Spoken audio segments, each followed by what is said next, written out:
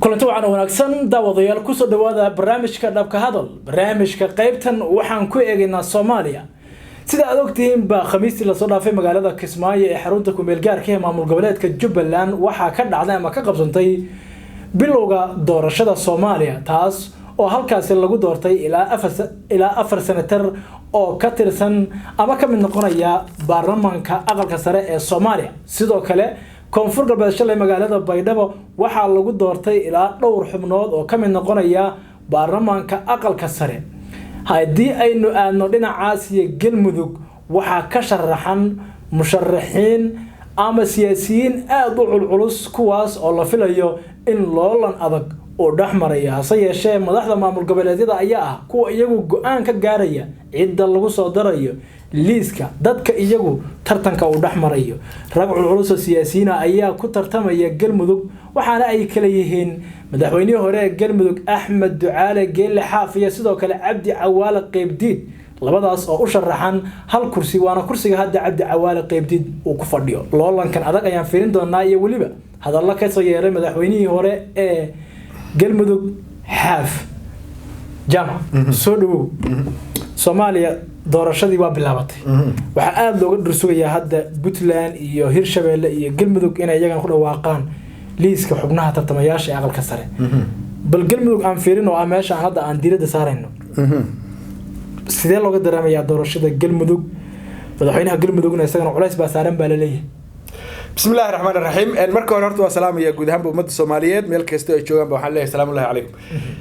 horta waa hubaal oo waxa weeye xiisada Soomaaliya ee arrimaha doorashada waxa weeyaan hadda way shidan tahay oo waxa weeyaan xumadii ya meel walba maartay karkarinaysa Kismaayo ka bilaabatay waxa ku xigtay Baydhabo haddana waxa maartay ku xigtay meesha la yiraahdo Galmudug iyo Dhuusa Mareeb Galmudug iyada waa ka amaama labadan kale Kismaayo ka bilaabatay hebel ninkii kula tartami lahaa adigu keenso aad yaa socotay maxaa keensan markii ninkii kula tartami lahaa daarta gabadha maxaan ku idhaahdaa xaaskaaga kula tartamaysa keensanaysa aad soo garan waa filmadii bogtay Kismaayo ka soo bilowday ninkii kula tartami lahaa adigu keenso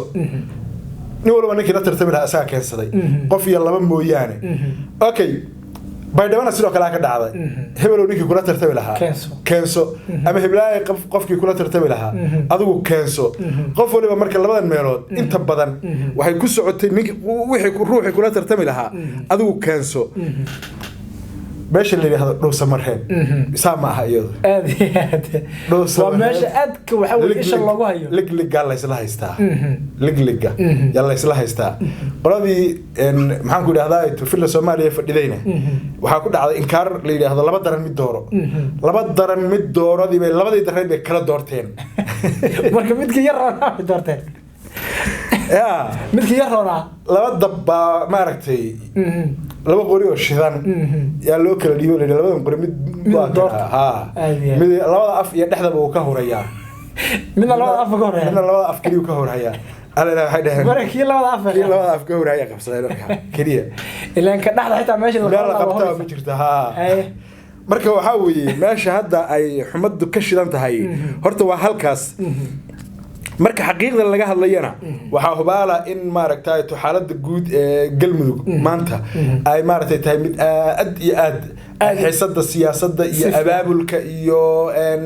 maratuurka iyo gobol maaragtay dhigista iyo kulamada ay isdaba joog yihiin madaxweynihii hore ee Galmudug Cabdi Xasan Cawaale Qeybdiid madaxweynuhu soo noqday soo moogid aad iyo kii ka dambeeyay isna Galmudug Axmed Ducaale Geelle Xaaf labadaas madaxweyne kursiga ay ku tartamahayaan ya ugu kulul waana kursiga labada daran ay ku kala dooratay filla Soomaaliya sidii laba kooxood oo waxa weeye maxaa la dhihi jiray wixii Champions League miyaa la dhihi jiray oo qaran matalaya oo waxa weeye ciyaar final ama ciyaartii ugu dambeysay ay dhaxmarayso sidii si la mid ah ayaa loo xiiseynayaa tartanka Xaaf iyo Qeybdiid aad weyn waxa loo qiimeynayaa ama loo xiiseynayaa si maaragtay aad iyo aad u xiiso badan waliba oo aan la dheelsan karin runtii oo dhan waliba uu ku dadaalayo tooda inuu kamera dhaliyo waxaase uu cadara ka taagan yahay madaxweyne Cabdi Xamed Kaari Qoorqoor horta nabad iyo nolol iyaga culayskooda waxa ka daran waxa saaran ninkii ahaa قاري كار بالغ شدايا ما أنت كار بالغ شدايا واحد سميه ما يقان وريه بلو كرسي نقاط ما ودي كرو وحال يري هدي وسoo galo ninka la yiraahdo xaaf haduu soo galo kabahaaga hore u sii qaad maya kabahaaga hore u sii qaadale muqdisho ku soo laaban muqdisho sheegay hatta uu samray ku jiro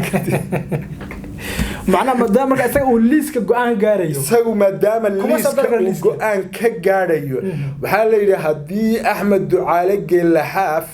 oo maxaan ku iraahdaa taliiska ka soo muuqdo labada kabood hore u sii qaado kaaga darane ninka lagu magacaabo Axmed Ducaale Geelaxaaf qoor iyo Cabdi Qeydiida isaga kaga taageero badan oo kaga adag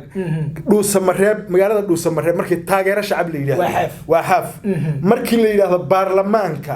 galmudugna boqolkiiba maxaan ku iraahdaa 80 ama boqolkiiba 85 waa Axmed Ducaale Geelaxaaf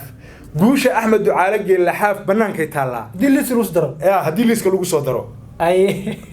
haddaan lagu darin balaa isaga marka waxa la dhihi ninkii kula tartami lahaa keenso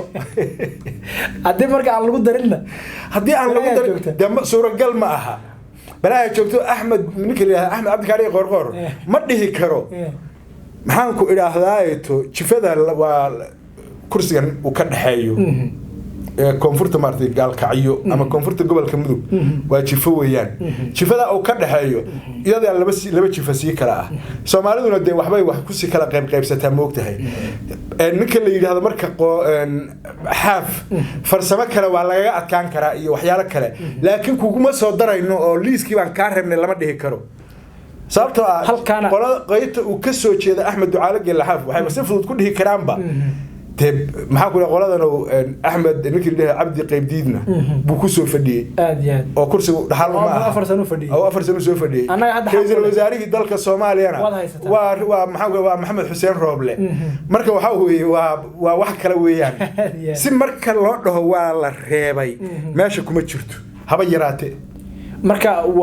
kaariye laba dhoomood oo iscashata waa inay tartamaan mooyaane laba kala helin karo qoor markaas qolada la yiraahdaayna mar rabta xaaf sidiisa ma maqli karto adag waa cadhaysan qodida u dhaamo qaybdi naftirkiisu nin qabow ma ah laakiin markii la fiiriyo markii xaaf la fiiriyo sababta hore loo xanuujiyay loo xanuujiyay wuxuu laba sano guriga xamar ku yaala hatta ma aadin buu kursiga marka hore xasanadii uu ku aadi la guriga kursiga hore gurigiisa u qaato Cabdi Qeydiidna kursiga duurku u galayba oo hadda muddo bil ku dhow maxaan ku raadayay dagaal ku jiray inta ciidamad yar qaatay iyo shaar iyo sarwaal tuuta iyo Cabdi Qeydiidkii la yaqaanay dib ugu noqday isaga hogaamintuba qayb ka ahaaba marka waxa weeye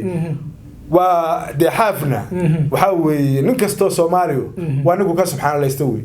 xagga siyaasadda iyo hadal cadcadida iyo aftahanimada iyo ku calool adayga waxa uu maagan yahay waa nin khamaara weeyaan waa nin khamaari kara ninka lagu magacaabo xaaf nin khamaar ها ولي من خماري كرويان وأود أولى أنت ودون هنتين وكو خمارو عبد القدير لكن هالشيء اللي ما بحنيه لبك تشراو حويه سكست هدي سكت أنا العقل قدقه عدك سوق هذا لكن هدو حاف لا سوق قالوا ماشي الغوية وينو وحون اسم بدله تين نبض ينور يكون بحن لهاي أما تيم كان في الصومالي يكون بحن لهاي يليه يدقى حلو ما نوع بعد وطن جمعوا حاف مالويتو بور ama tabeelo magaciisa iyo sawirkiisa ku dhajisan yahay iyo madaxtooyada galmudug horteeda dhuusamareeb ku horjeelay magaciisa wuxuu ku qoray baa leeyahay raad ama guduud dadka qaar waxay dhahaan magacan guduud wuxuu ka wada hadii la igu soo diray liiski ma wuuba sheegayba isagu warku waa cadi xalal waxa la wareejiyay isagoo leh 2016 wixii dhacay haduu dhaco yawmal qiyaamaha yawmal qiyaamaha ilaahay baa hayay oo dadku kala cararayaan waxa weeye yawmal qiyaamaha ilaahay baa laakiin waxa hubaal ah in maaragtay isku day kaste oo lagu doono in lagu reebo Axmed Ducaale Geelaxaaf la isku day in la reebo waxa weeyaan sokeeyahana way kala dilaysaa dadku waa dad sokeeyo wada dhashay labadina tartamaysan waa laba nin oo ilma adeera oo isku aqal ka soo baxay inay iyagu marka kala calaf qaadaan waxay ku dhaanta male على قاد كده haddii marka dad waxaa jira sideedaba aan aqbalaynin jujuub dadka Soomaalida qaar baa jujuubka ogol oo sidii loogu taliyaba iska yeelo oo ha markay arkaan wixii inay yar xogaa adkaatay iska maaragtay raaca ma meeshan galmudug saamaha waxa weeye 20 jir mudug jooga ilaahay ma qayb qarinin baa leeyahay waqti hadda cadkaaga dhacsan weydo cidina ku dhicin mayso waa laga qaadan waana wada kugu furantay yey noqonaysaa marka xaaf uma malaynayo in maxaan ku idhaahdaa ay suuragal tahay in la dhihi waan reebnay iyadoo wax badan la fiirinayo iyadoo wax badan la qiimeynayo iyadoo dareenka bulshada la ilaalinayo iyadoo amniga iyo xasiloonida la wada dhowrayo labada oday ee walaalaha ah ee damcu wado ee kursiga ku wada maaragtay socda nin walba de kuna waa kii ku fadhiyay shalayto kuna waa kamaanta doonaya war kala calaf qaada in la yiraahdo wax ay ku dhaanto wixii aan inta ahayn ee isku day ahi waa isku horkeen bulsho weey waa colaad iyo dhibaato iyo mashaqo iyo inaan galmudug doorasho ka dhicin doorashada galmudug xagee lagu qaban hadii la yiraahdo Axmed Ducaale Geelle Xaaf yaa laga reebi cid kaga taageera badan magaalada Dhuuso ma reeb ma jiro Soomaaliya garan oo maxaan ku raahdaa waa meeshu waa saldhigiisii weey waa saldhigiisa koobaad weey Soomaaliya garan Dhuuso ma reebi in waa saldhiga koobaad ee Xaaf weey watay jaamacu nimankii waagi ka eriyadeen ma joogaan hadda waarun nimankii balaa ahaa waa kuwii leeri nimankii gaabna ha aadiyad watay jaamacu hadiiba saas tahay oo laga dayarnayo Xaaf hadii lagu soo daro waxa weeye nabadii nolol waa dhibsanayaan waxaan la tuumayaa qorqoreen nabadii meesha geysatay hadii aan lagu soo darinna waa laga dayrinaya oo waxa weeye dhibaato sukaye dhaxmarta yaa laga cabsi qabaa maxay danta iyo maslaxadu ku jirtaa reer galbeed danta iyo maslaxadu waxay ku jirtaa in ummadda Soomaaliyeed loo daayo danaheeda oo iyadoo ay maartay arrimaheeda ay ka tashato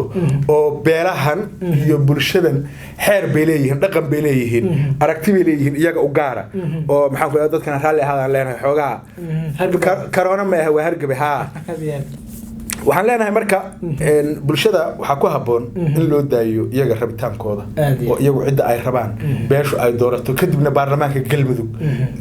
kadibna waxa madaxweynaha loo soo gudbiyo markii madaxweynaha loo soo gudbiyo ka dambe baarlamaanku inuu kala saaro Soomaaliya garan laakiin inda cadays iyo anigu xaaf ma rabo xaafada rabin dad baa raba farmaajo wuxuu yiri anigu xaaf ma rabo qorqorow xaafadaad keento xaaf baa ku bedeli حاف يا كبدل سنة ترنبنا قادن بدأ حوينها أنا سجى قادن لا ولا ربع سنة كاجا قادناي سماه قرن مركن نكاسي اسمه يقول حافنا عيار وحلا جوا ذيك